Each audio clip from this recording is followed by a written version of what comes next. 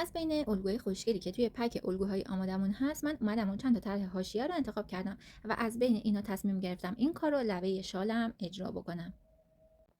طبق آموزشی که توی ویدیوهای قبلی داشتیم، من شالم رو روی سطح میزم به طور کامل پهن کردم و لبه اون رو تا زدم. دقت میکنم که در واقع لبه شالم یه موقع چین نیفته، تا بر نداره، کاملا صاف اون رو تا میزنم. حالا این لبه رو میتونید سوزن بزنید یا یه چیز سنگین قرار بدید که میخواید کوک بزنید تکون نخوره. شروع میکنم سر تا سر لبه شالم رو کوک میزنم، حتی با اینکه من تصمیم دارم فقط روی قسمت مرکز شالم جواهردوزی انجام بدم، ولی بازم ترجیحم اینه که سر تا سر رو کوک بزنم تا موقع دوخت این جابجا نشه و منو اذیت نکنه. به صورت یک لا با نخم میام کوک درشت میزنم، همونطور که توی تصویر میبینید. خب کوک زدن کارم تموم شد. حواستون باشه اون سمتی که تا شده قسمت داخلی شال ما هست و ما باید قسمت بیرونی جواهردوزیمون رو انجام بدیم. به این ترتیب من اومدم مرکز شالم رو یه علامت زدم. حالا میام طرحمو اندازه گیری میکنم ببینم چند سانته و تصمیم میگیرم که چند سانته لبه شالم رو میخوام کار بکنم. من شالم رو روی سرم قرار دادم و تقریبا از قسمت زیر گوش چپ تا زیر گوش راست من تصمیم دارم کار کنم، یعنی تقریبا 30 سانت به سمت چپ، 30 سانت به سمت راست کار میکنم. حالا دو تا گزینه دارم، یا میتونم بیام این طرح رو یک بار به این صورت انتقال بدم روی شالم و یک بار هم از این خط مرکزی که مشخص کردم به صورت آینه طرح رو برگردونم و قسمت چپ هم اجرا کنم. این میشه به شکل قرینه. ولی گزینه دیگه ای که دارم اینه که بیام توی این مسیری که مثلا توی این 60 سانتی که قرار این طرح رو کار کنم، از یه قسمت شروع میکنم، طرح رو روی شالم قرار میدم و انتقال میدم. این طرح اگه دقت کنید به صورت یه الگوی تکرار شونده هست دیگه. مثلا میام مشخص میکنم 30 سانت از این خط به سمت چپ و 30 سانت به سمت راست و علامت میزنم. مثلا میخوام این الگوی من از اینجا شروع به دوخت بشه تا کل این مسیر 60 سانت رو بره. اینجا هم 30 سانتش رو مشخص میکنم و حالا میام برای انتقال طرحم از همین سمت چپ شروع میکنم، طرحمو قرار میدم روی شالم و انتقالش میدم. دقت کنید یک مقدار بالاتر از این حدود طرح من دوباره داره تکرار میشه. این یه قسمت رو که انتقال دادم و کاملا توسط کاربن منتقلش کردم، دوباره الگو رو برمیدارم، دقیقا از اینجا دوباره قرارش میدم و ادامه الگو رو من طراحی میکنم که من این حالت رو بیشتر دوست دارم و برای این آموزشم از این کار استفاده کردم. ببینید برای انتقال هم الگوی خیاطی و حالا یه رنگی که روی پارچتون جواب بده حتما قبلش تست کنید. اومدم روی لبه شالم قرار دادم، بعد از اون الگومو قرار دادم و خط وسطم به عنوان راهنما لب به لب لبه شالم کردم. با یه خودکاری که نسبتا نوکش تیزه میام کاملا محکم روی طرحم میکشم. حالا الگوی من چون خیلی استفاده شده بود یه مقدار کم رنگ میفته، ولی شما اگه الگوتون یعنی در واقع کاربنتون اگر که نو باشه خیلی پررنگتر منتقل میشه. برای من استفاده شده بود کاربنم، یه مقدار کم رنگ افتاد که مشکلی نیست، من بعدا اینو با مداد پررنگ میکنم. همونطور که میبینید وقتی روی طرحمون میکشیم طرحمون به راحتی و به طور کامل انتقال پیدا میکنه. اگه نمیخواستید طرحتون آسیب ببینه، چون اینجا وقتی خودکار محکم میکشیم مثلا طرح یه جاهایی ممکنه خراب شه، میتونید کل سطح طرحتون رو با نوار چسب پهن کامل بپوشونید الگو رو و بیاید اینجوری که بذارید رو کاربن بکشید دیگه الگوی اولیتون هم خراب نمیشه. حالا الگوی من کم رنگ بود، اینجا یه مقدار ببینید به صورت تیکه تیکه پررنگ میکنم چون پارچه نازک هست. یه مقدار باید کشیدن خطوط تیکه تیکه باشه تا بتونم در واقع بکشم روی کار. بعد از اینکه تمام طرح رو انتقال دادم و تموم شد دیگه شروع میکنیم به دوخت و دوز و انجام جواهر دوزیمون. حالا من در ابتدا میام روی خط اصلی الگوم کاملا چسب میزنم و سر تا سر سنگ متریمو نصب میکنم. بهتره که سنگ متریتون سایز 8 10 یا 12 باشه. 10 و 12 خیلی بهتره، هم کارتون سریعتر پیش میره، هم برای جواهر دوزی روی لباس خیلی مناسبتر هست، جلوه بهتری هم داره. به این ترتیب آروم آروم چسب میزنم روی شاخه‌ای که میخوام سنگو بچسبونم و میام سنگم رو اول چک میکنم تمام سنگا سر جاش باشه، افتادگی، خم شدگی یا کج شدگی نداشته باشه و میام از این قسمت روی سطح کارم قرار میدم. دقت کنید با یه دستم آروم آروم میچسبونم، با اون یکی دستم به صورت آزاد سنگو حرکت میدم روی سطح شالم. به اندازه های 10 یا 15 سانت چسب میزنیم و کار رو کاملا میچسبونیم. بعد از اینکه تمام مسیر سنگم رو چسبوندم حتما باید دوخت بزنم. برای دوخت زدن هم دقت کنید به فاصله های یکی در میون یا دو تا در میون درز بین سنگا رو باید دوخت بزنم. پشت کار دوستان پارچه چون نازکه چسب پس میده. حالا اینجا هیچ اشکالی نداره چون شاله یا روسریه، ولی اگه برای لباس خاصی چسب بزنین حتما زیر دستتون باید یه چیزی قرار بدید که به اون طرف لباستون چسبتون پس نده و چسبی نشه لباستون. این نکته رو اینجا گفتم، حتما بهش دقت بکنید. برای دوخت سنگ متری بهترین و سریعترین حالت اینه که سنگ متری رو از قسمت پایین به بالا بدوزیم. یعنی از اینجا شروع میکنیم، اولین بند سنگ متری رو حتما کوک میزنیم. نخو از کنار بند اول خارج کردم، میخوابونم بین دو تا نگین اول، با دستم اینو نگه میدارم که تکون نخوره. سوزن رو از همین رو به روش میبرم داخل کار و یکی دو تا سنگ رو رد میکنم و اینجا سوزن رو خارج میکنم. اصلا به چسب بسنده نکنید، حتما باید دوخت بخوره. و این روشی هم که بهتون میگم، ببینید چسب رو میذارم روی کارم که نخ من از بین اون بنده خارج نشه و کار من تمیز پیش بره.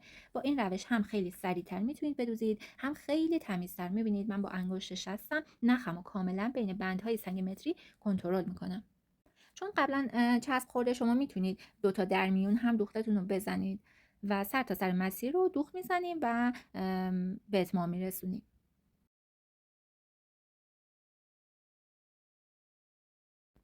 دوستان عزیز، نوع دوخت شما هم روی تمیزی و کیفیت کارتون خیلی مؤثره، هم روی زمانی که باید برای کارتون بذارید. و خب این دوتا مقوله خیلی مهمه دیگه. پس حتما به نکاتی که حین دوخت میگم دقت کنید تا بتونید یه دوخت هوشمندانه داشته باشید، سریع پیش بره، تمیز پیش بره و کارتون خوب از آب در بیاد. دوستان شاید فکر کنید دوخت برگ جناقی فقط برای برگایی هست که به شکل چشمیه، اما من اینجا یه تکنیکی به شما یاد میدم که بتونید روی هر مدل برگی دوخت جناقی رو داشته باشید. این قسمت رو با دقت زیاد گوش کنید. اولین دوخت ما این خطه که نوک برگ ماست. بعد از اون یکی سمت چپ یکی راست باید دوخت ما ادامه پیدا کنه.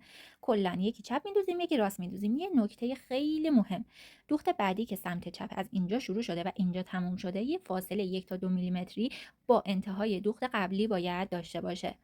خوب دقت کنید، ببینید این یکی دوخت من از اینجا شروع شده و اومده قسمت پایینش باز هم یه فاصله 1 تا 2 میلیمتری با دوخت قبلی داره. هم از لبه من یه فاصله رو میدم، هم این قسمت پایین که فاصله که قسمت پایین داده میشه خیلی مهمه.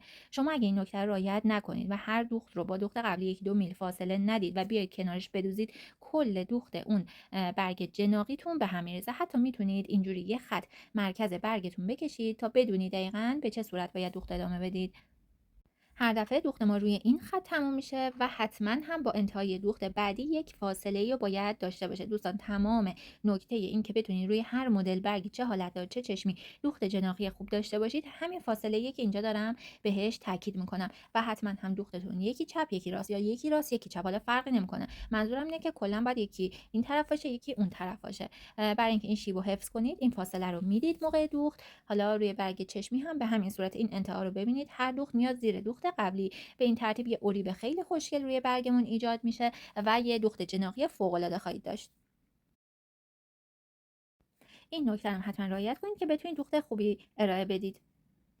خب بریم حالا سراغ دوختمون و به صورت عملی ببینید. من برای اینکه شما متوجه بشید اون خط وسطی که گفتم رو اینجا اول میکشم، به این ترتیب همون حالت برگم یه خط میام وسط برگم میکشم. برای شروع باید حتما از نوک برگ شروع بکنید. نه خب من سوزنمو نخ کردم به صورت دولا و انتهاش هم گره زدم. اصلا نگران نباشید، پشت کار هیچ مشکلی پیش نمیاد. انقدر درگیر این نباشید که گره نخ دیده نشه. برای شروع میام حالا 4 تا یا 5 تا ملیل شکسته رو میتونیم برای نوک برگمون بندازیم توی سوزن. به این ترتیبم که متریال بردارید از تو ظرف خیلی راحت تر کارتون پیش میره. متریال رو حتما میکشونید میبرید انتهای نخ، حتما میخوابونید روی کاربد دقیقاً لب آخری متریالتون، سوزن رو میبرید داخل.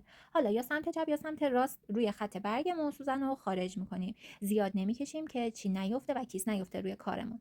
خب حالا من دوخت سمت چپ رو میزنم. نگاه کنید دوستان، یه تعداد ملیل شکسته میندازم داخل سوزنم. حالا 4 تا یا 5 تا میبرمش انتهای نخم. خوب دقت کنید، میخوابونمش روی کار. این دوخت من حتما باید زیر دوخت قبلی و روی خط باشه. اینجا رو خوب نگاه کنید، دقیقاً باید به همین صورت باشه. حالا لب آخرین متریال سوزن رو میبرم داخل و از روی خط برگم مجدد سوزن میاد بیرون. حالا میام دوخت سمت راستم رو انجام بدم. ببینید اینجوری نیست کل مسیر با 3 تا 4 تا یا 5 تا پیش بره. من هر دفعه یک تعداد متریال رو میندازم داخل نخم، اون رو میبرم انتهای نخم، روی کار میخوابونم. ببینید اینجا شد لب به لب و موازی با دوخت قبلی. این اشتباهه. من اگه این دوخت رو بزنم فرم برگ من به هم میریزه. یه ملیله دیگه اضافه کردم، حالا دوخت من پایین تر از دوخت قبلی قرار میگیره. این درسته. و همینجا سوزن رو میبرم داخل. ممکنه یه قسمت های برگ شما 4 تا ملیله شکسته نیازتون باشه، ممکنه یه جاهایی حتی 6 7 تا ملیله لازم باشه که بندازید. چون برگمون حالت دار هست، این تعداد توی قسمت‌های مختلف برگمون این تعداد متغیر هست. شما هم مثل من عمل کنید و هر دفعه یه اندازه بگیرید. اگه زیاد بود حتما ملیله رو از توی نختون خارج کنید. مثل اینجا که زیاد اومد من یه دونه رو خارج میکنم، کارم بهتر پیش میره. اگر هم که کم بود حتما اضافه کنید. و با رعایت این نکته ها شما میتونید روی هر مدل برگی دوخت جناقی خیلی خوشگل داشته باشید. اینجایی هم که لبه برگ سوزن میاد بیرون حتما یه فاصله نسبی رو رعایت کنید، دوختتون خیلی فشرده نشه. به همین ترتیب دیگه تمام برگایی که توی الگومون هست رو میتونیم دوخت بزنیم. و دیگه نکته ای نمون. من سعی کردم تمام نکاتش رو بگم تا شما هم مثلا من بتونید دوخت تمیزی رو بزنید. اینجا ببینید بازم موازی شد. من رفتم یه ملیه دیگه برداشتم که کارم درست از آب در بیاد.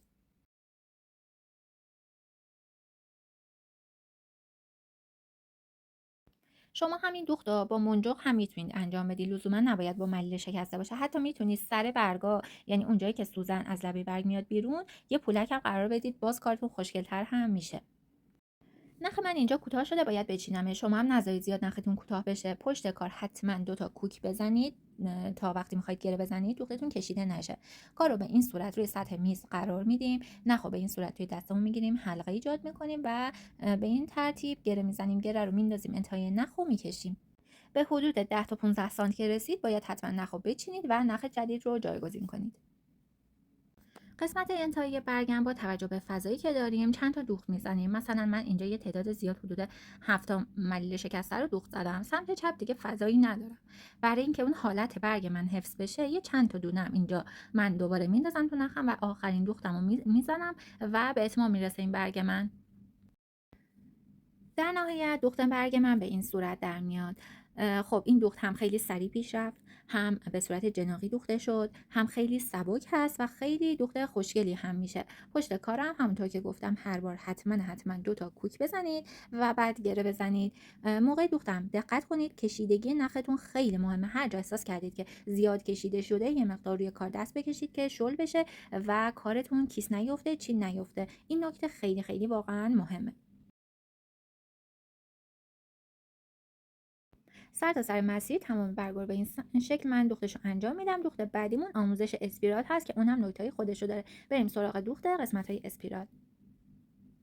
دوخت بعدیمون دوخت اسپیرال هست. دوستان این نکته که میگم برای دوخت تو تمام اسپیرال ها و تو تمام منحنی ها به کارتون میاد. خوب دقت کنید، اینجا قسمت بیرونی اسپیرال یا منحنی منه، اینجا قسمت داخلی. حالا فرقی نمیکنه اسپیرال من به این سمت باشه یا به اون سمت باشه. به طور کل وقتی میگم بیرون اسپیرال یعنی اونجا، بعد داخل اسپیرال یعنی قسمتی که نشون دادم. حالا اصلا ممکنه این منحنی ما این شکلی باشه. در هر صورت شما باید بدونید که قسمت بیرون و قسمت داخل اسپیرال منظور من چی هستش. خب بریم سراغ دوخت. ما روی این خط میخوایم ساقه دوزی انجام بدیم. نکته‌ای که وجود داره، همیشه دوخت اول رو که زدیم سوزن ما از قسمت بیرونی اسپیرال باید خارج بشه. ببینید من این خطا رو کشیدم که بهتون بگم هر بار سوزن من از این قسمت بیرونی خارج میشه و از قسمت داخل اسپیرال میره توی پارچه. این برای اینه که تو قسمت انحنا ما بتونیم دوخت تمیزی داشته باشیم و اون دوختای ساقه دوزی از روی سطح پارچه بلند نشه. حالا فرقی نمیکنه روی اسپیرال این طرفی باشه یا حتی یه طرحی باشه که یه خطوط منحنی داره و شما دارید روش ساقه دوزی انجام میدید. با رعایت همین نکته یه دوخت فوق العاده خواهید داشت. نحوه گرفتن پارچه هم توی دستتون خیلی مهمه. تمام ساقه دوزی بهترین حالتش اینه که از قسمت بالا به سمت پایین دوخته شه. یعنی من اگر که بخوام از قسمت پایین به بالا دوخت ساقه دوزی رو بزنم، دوخت من خیلی سخت‌تر میشه. پس اینم توجه کنید که نکته دوخت سریع و تمیز شما تو اینه که پارچه رو اینطوری توی دستتون بگیرید، تسلط کافی داشته باشید و از قسمت بالای خطتون شروع کنید ساقه دوزی رو بدوزید و به سمت پایین حرکت کنید. برای اول دوختمون سوزن رو از ابتدای اونجایی که میخوایم خارج میکنیم و میایم یک تعداد متریال رو میندازیم داخل نخ. من برای اسپیرال بزرگم از 3 تا منجاق منجاق استفاده کردم با یه دونه کریستال و برای اسپیرال کوچیکم از 2 تا منجاق و 1 کریستال استفاده کردم. یعنی چطوری؟ یعنی اینجوری که اومدم 3 تا منجاق انداختم تو سوزنم، یه کریستال سایز 2 وسطش، دوباره 3 تا منجاق میذارم روی خطم. از آخرین متریال میرم داخل، اندازه 2 میلیمتر عقب گرد میزنم و سوزنم رو از قسمت خارج اسپیرال، اینجا یعنی سمت چپ دوختم، خارج میکنم. به هیچ عنوان از سمت داخل ما سوزن رو خارج نمیکنیم دوستان. حتی میتونید یک بار این دوخت رو اینجوری بزنید، یعنی تفاوتش رو خودتون کاملا عملی متوجه میشید.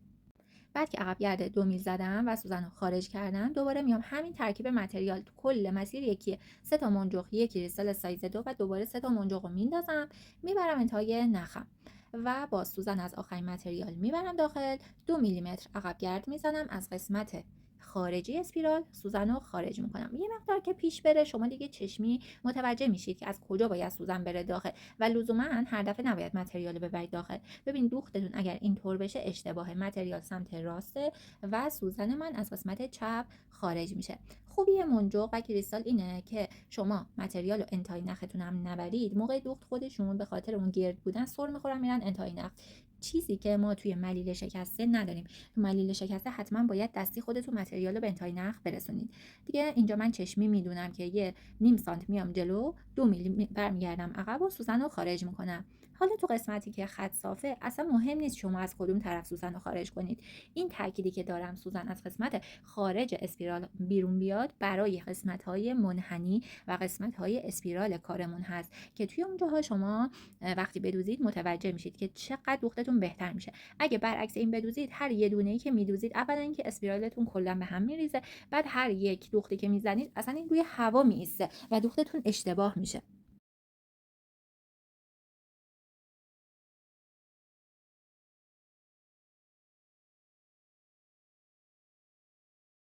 هر دوختی هم که میزنیم کاملا روی کشش نخ کنترل داریم، حواسمون هست که پارچمون جمع نشه. با دست چپمون خوب پارچه رو توی دستمون میگیریم که تسلط به دوختمون داشته باشیم و یه مقدار دوخت رو با انگشتمون صاف و صوف میکنیم، طرح و پارچه رو صاف میکنیم که دوخت ما تمیز پیش بره. برای اینکه انتهای شاخه هامون ظریف‌تر بشه من دیگه کریستال استفاده نکردم. 2 تا دوخت آخر رو با منجاق خالی به صورت 4 تایی یا 5 تایی تو تعداد کمتر دوخت زدم که یه مقدار از حجم کار کم بشه و نوک شاخه ها یه مقدار حالت ظریف بودن و تیزی به خودش بگیره. میتونید 2 تا حتی منجاق تک بدوزید که بازم کارتون ظریف‌تر بشه. تمام اسپیرال های طرح هم به همین صورت ساقه دوزی می‌کنیم و کارمون به اتمام میرسه. کار من به اتمام رسید. همونطور که میبینید کل طرح رو من کاملا دوختش رو انجام دادم و تمام طرح من با متریال مشکی کار کردم. کار کردم با متریال مشکی در نهایت کار شیکی به شما میده دوستان که خب خیلی مصرف همچین شالی بیشتر هستش دیگه تا اینکه رنگی باشه، ولی بازم شما با توجه به سلیقه مشتریتون و بازار کار خودتون میتونید از تمام رنگ‌ها استفاده کنید. پشت کار دوستان به این صورته. این نخ‌ها دیده میشه. مهم اینه شما نخ خیلی اضافی یا توی نخ آویزون نداشته باشید. شما بهترین لباس‌ها توی بهترین مزون‌ها رو هم برید نگاه کنید، همشون پشتشون و دوختشون وجود داره و اصلا این نه مشکلیه نه راهی براش وجود داره. مهم اینه شما دوخت درست تمیز داشته باشید که پشت کارتون هم تمیز باشه. خب حالا وقت این هست که بیایم این کوکی که اول زده بودیم رو باز کنیم. چون کوک من کاملا درشت بود و با نخ یک لا هم زده بودم، همونطور که توی تصویر می‌بینید کاملا به راحتی میکشم و بازش میکنم.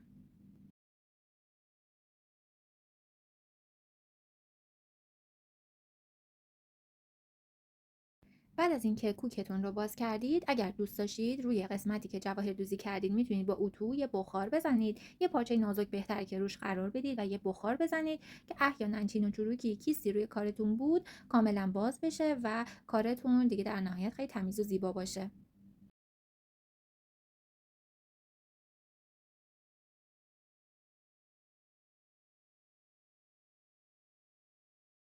همونطور که میبینید قسمت های وسطی خوب به خاطر دوخت و دوزی که داشتیم کاملا اینجا فیکس شده. حالا دو طرف شالمون بازه، هیچ مشکلی نداره.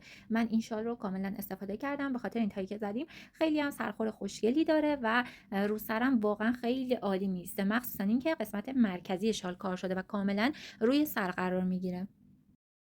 همونطور که گفتم انتخاب رنگ متریالتون به سلیقه خودتون، رنگ شالتون، سلیقه مشتریتون برمیگرده. شما میتونید همین الگو رو، نوع دوختش رو عوض کنید، رنگ بندی رو عوض کنید، دوخت بزنید، میبینید که به طور کل میشه یه طرح جدید. خلاقیت خودتون رو دست کم نگیرید و اینجوری نباشه که حتما سعی کنید 100% کپی کار من رو انجام بدید. با خلاقیت خودتون دوخت‌های خیلی بیشتر و زیباتری از من هم حتی میتونید بزنید. کار ما به همین تمیزیه. قسمتایی که هم که مداد معلومه هیچ مشکلی نداره، اون به راحتی خودش از روی کار پاک میشه.